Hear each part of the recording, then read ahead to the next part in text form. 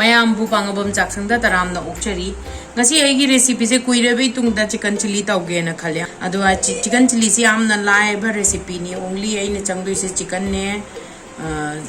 telo ne chanam che ani ni mapum ani sing ani laure aduga capsicum ahum aduga sigi mathakta aina amuka changdoi se spring onion ka changakini adu dangini chicken chilli se chicken se aina kilo ama laure chicken kilo ama da aina telo lauri se pawa ama ga khitang hentak ni aina number masing da har kana tare ni achawa macha yengaga aduga si se hana koi kaino toroga thum da tingthoga ngasagi mayak to lokthok toini adu hana sem doni aduga chanam sidi already aina semaga chamtho e chanam ani ni singa capsicum ga hambada telo se khoga kamaina koi ai mayak to lokthok ngasagi chicken chilli sida magi telo gi ayak to lokthok na bagi damta ne sem ga koina ino jiting se han hai je masung mari thokna ne sumaina khairaga hapiro konda adu se leire adu da koina logudaba chang se chamas amagi chang da lobiu chamas ama makhai muki hapaga si hap luara kanda sumaina ajana thungna ongtang otpi graga si pungkhai ma thamgadabani chicken chilli ni na khoi chanam je suroi aduna khoi gi changam da maka board ta kakke se chopping board ta na kakke su yai chopping board ta ado aina sumaina dum ai gi di khaidue sigi chang sida dum lawro su yai sumaina tawdana chanam ji su kapiro aduga sing juju masigi chang da chanam ji gi chang sida sing juju makak koina pikna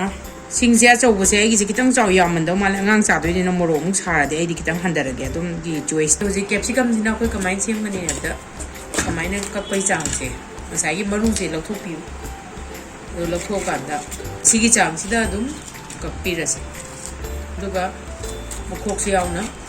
lok thok sumaina si je koi sa roi da bani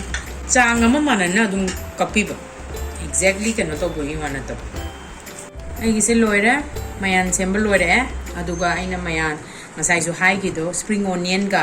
adagi muro te pasu hapa yam hawe aduga ani du dam semakhi gi aina lori se yen kilo amani phajana piece sara kanda chamtho khang sare ai gi se ado jik thau je hapasi hauji yam hapadi yam hapai da ka leite adu ta su masi aina khambada tablespoon ahum ki chang hogini Jabazana sare, Sarakanda chicken ji hana, Mogodabani. And Dum Tumze hana marinate of Sia in the Tautra.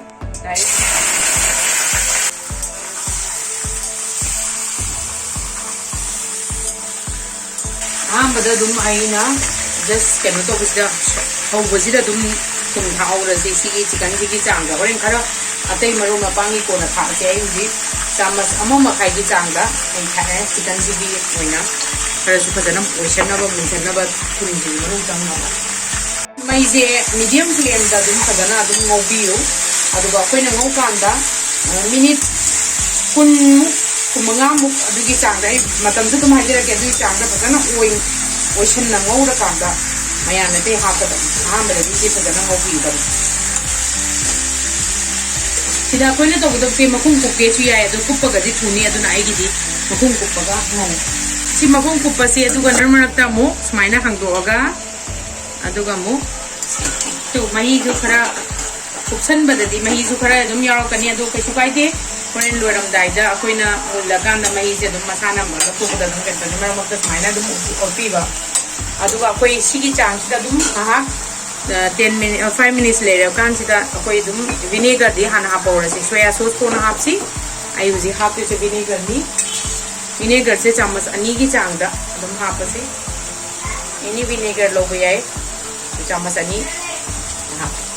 chilli gi recipe sida kauroi da bam na spring onion yaw da bani ko spring onion ga capsicum je yaw na bo na view mist of biganu capsicum ai na spring onion se lawri se mari manga tarung lawre phajana chamtho obani se aduga phajana si se changam da khara sangtak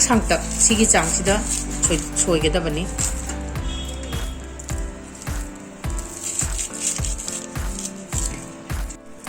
spring onion khara chaw basina mai khai do ꯃꯣꯔꯣꯛ ꯑꯇꯦꯛꯄꯁꯦ ꯑꯗꯨꯝ ꯍꯥꯞꯄꯤꯌꯣ ꯑꯗꯣꯝ ꯅꯥꯀꯟꯒꯤ ꯆꯥꯕꯒꯤ ꯆꯥꯡꯗ ꯑꯩꯒꯤꯗꯤ ꯑꯩꯅ ꯂꯧꯔꯤꯁꯦ 3ꯅꯦ ꯑꯗꯣ ꯑꯩꯒꯤꯗꯤ 3 ꯈꯛꯇꯪ ꯍꯥꯞꯄꯦ ꯑꯉꯥꯡ ꯌꯥꯎꯕꯅꯤꯅ ꯑꯗꯨꯅ ꯃꯣꯔꯣꯛ ꯑꯇꯦꯛꯄꯗꯤ ꯑꯗꯣꯝ ꯅꯥꯀꯟꯒꯤ ꯇꯦꯁꯀꯤ ꯃꯇꯨꯡ ꯏꯟꯅ ꯑꯗꯨꯝ ꯂꯧꯕꯤꯌꯨ ꯁꯥꯡꯅ ꯁꯥꯡꯅ ꯑꯩꯈꯣꯏꯒꯤ ꯁꯥꯡꯅ ꯁꯥꯡꯅ ꯁꯨꯃꯥꯏꯅ ꯁꯣꯏꯕꯤꯌꯨ ꯑꯩꯈꯣꯏꯅ ꯃꯈꯨꯝ ꯀꯨꯞꯁꯜꯂꯤꯁꯦ ꯉꯁꯥꯏꯒꯤ ꯁꯥꯁꯦ ꯐꯖꯅ ꯑꯣꯏꯁꯟꯕ ꯉꯝꯃꯤ ꯆꯤꯀꯟꯁꯦ ꯑꯗꯨꯅ ꯑꯗꯨꯒ ꯊꯣꯠꯁꯨ ꯊꯣꯠꯄꯅꯦ ꯑꯗꯨꯅ ꯃꯈꯨꯝ ꯀꯨꯞꯄꯒ ꯍꯧꯖꯤꯛ ꯃꯤꯅꯤꯠ 35 ꯁꯨꯔꯦ ꯑꯃꯨꯛ ꯌꯦꯡꯉꯁꯤ ꯑꯗꯨꯒ ꯀꯥꯎꯔꯣꯏꯗꯕ ꯑꯃꯗꯤ ꯑꯩꯈꯣꯏꯅ ꯉꯧꯀꯥꯟꯗ ꯃꯩꯁꯦ ꯌꯥꯝ ꯀꯟꯅ ꯂꯩꯈꯠꯂꯒ ꯉꯧꯒꯅꯨ ꯃꯤꯗꯤꯌꯝ ꯐ꯭ꯂꯦꯝꯗ ꯑꯗꯨꯝ ꯉꯧꯕꯤꯌꯨ ꯌꯥꯝ ꯀꯩꯅꯣ ꯇꯧꯔꯗꯤ ꯀꯥꯁꯜꯂꯛꯀꯅꯤ ꯃꯍꯤꯗꯣ ꯂꯣꯏ ꯀꯪꯁꯜꯂꯛꯀꯅꯤ ꯁꯤꯗ ꯌꯥꯔꯦ ꯁꯤꯒꯤ ꯁ꯭ꯇꯦꯖꯁꯤꯗ ꯑꯩꯈꯣꯏ ꯈꯨꯝꯃꯒꯨꯝꯁꯤ ꯃꯈꯨꯝꯁꯦ ꯑꯗꯨꯒ ꯉꯧꯕ ꯍꯧꯔꯁꯤ ꯑꯗꯨꯗ ꯁꯤꯗ ꯑꯩꯈꯣꯏꯅ ꯈꯔ ꯑꯣꯜꯃꯣꯁ ꯃꯨꯟꯖꯜꯂꯛꯑꯅꯤ ꯁꯤꯗ ꯀꯥꯎꯔꯣꯏꯗꯕ ꯑꯃꯗꯤ ꯈꯔ ꯉꯥꯛꯇꯪꯒ ꯉꯧꯕꯤꯁꯤ ꯁꯤ ꯊꯥꯎ ꯉꯥꯛꯇ ꯊꯣꯛꯂꯛꯀꯅꯤ ꯉꯁꯥꯏꯒꯤ ꯃꯍꯤꯁꯤꯡꯗ ꯇꯧꯈ꯭ꯔꯀꯥꯟꯗ ꯑꯗꯨꯒꯤ ꯃꯇꯝꯗꯨꯗ ꯑꯩꯈꯣꯏꯅ ꯇꯤꯜꯍꯧ ꯆꯅꯝ ꯂꯣꯏ ꯊꯥꯛꯀꯗꯕꯅꯤ ꯉꯥꯛꯇꯪ ꯉꯧꯕꯤꯁꯤ ꯁꯤꯒꯤ ꯆꯥꯡꯁꯤꯗ ꯌꯦꯡꯉꯣ ꯁꯤ ꯊꯥꯎ ꯁꯨꯃꯥꯏꯅ ꯊꯣꯛꯂꯛꯏꯁꯦ ꯁꯤꯗ ꯌꯥꯔꯅꯤ ꯁꯤꯗ ꯑꯩꯈꯣꯏꯅ ꯑꯇꯩ ꯄꯣꯠ ꯆꯩ ꯍꯥꯞꯀꯗꯕ ꯍꯥꯞꯍꯧꯔꯁꯤ ꯉꯁꯥꯏꯒꯤ ꯇꯤꯜꯍꯧꯁꯦ ꯊꯨꯝꯗ ꯇꯤꯡꯈꯤꯕꯗꯣ ꯊꯨꯝꯗꯒꯤ ꯐꯖꯅ ꯂꯧꯊꯣꯛꯀꯗꯕꯅꯤ ꯑꯩꯈꯣꯏꯅ ꯀꯥꯎꯔꯣꯏꯗꯕꯗꯤ ꯁꯤꯒꯤ ꯆꯥꯡꯁꯤꯗꯁꯨ ꯁꯤꯒꯤ ꯊꯥꯎꯁꯦ ꯐꯖꯅ ꯊꯣꯛꯂꯛꯑꯦ ꯃꯅꯝꯁꯦ ꯌꯥꯝ ꯔꯣꯁ ꯌꯥꯝ ꯂꯥꯛꯑꯦ ꯁꯤꯒꯤ ꯆꯥꯡꯁꯤꯗ ꯐꯖꯅ ꯑꯣꯜꯃꯣꯁ 20 ꯃꯤꯅꯤꯠꯁꯇꯤ ꯈꯤꯇꯪ ꯍꯦꯟꯖꯜꯂꯛꯑꯦ ꯑꯩꯅ ꯉꯧꯔꯤꯁꯦ ꯌꯥꯔꯦ ꯁꯤꯗ ꯑꯩꯈꯣꯏ ꯆꯅꯝꯗꯨꯒ ꯉꯁꯥꯏꯒꯤ ꯇꯤꯜꯍꯧꯁꯤꯒ ꯍꯥꯞꯄꯧꯔꯁꯤ ꯇꯤꯜꯍꯧ ꯉꯁꯥꯏꯒꯤ ꯊꯨꯝꯗꯣ ꯈꯥꯏꯗꯣꯛꯄ ꯂꯣꯏꯔꯒ ꯁꯤ ꯍꯥꯞꯆꯤꯟꯕꯤꯔꯅꯤ ꯑꯗꯨꯒ ꯆꯅꯝꯁꯤꯒ ꯑꯗꯒꯤ ꯁꯤꯡꯁꯤꯒ ꯃꯣꯔꯣꯛꯁꯤꯁꯨ ꯂꯣꯏ ꯍꯥꯞꯄꯧꯔꯁꯤ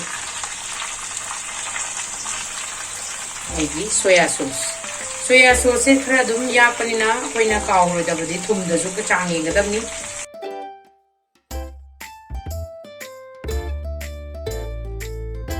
ꯑꯗꯨꯒ ꯈꯤꯇꯪ ꯊꯨꯝꯕ ꯐ꯭ꯂꯦꯚꯔ ꯑꯃ ꯍꯥꯞꯁꯤ ꯑꯗꯨꯗꯤ ꯇꯣꯃꯦꯇꯣ ꯁꯣꯁꯁꯨ ꯑꯩꯈꯣꯏꯅ ꯈꯔ ꯍꯥꯞꯁꯤ ꯆꯥꯃꯁ ꯑꯃꯃꯨꯛ ꯍꯥꯞꯁꯤ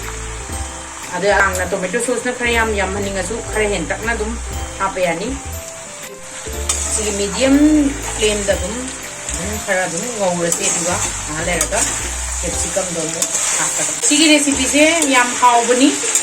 खोइदगी लोइबो येंबियु जी मिनिट 5 मुक ngौबा मतुंगदा हुजिक सिगी पिबम सिनी अदुगा सिगी स्टेज सिदा कोई कैप्सिकम जे थाक्सलसी लोइसलपा यारानी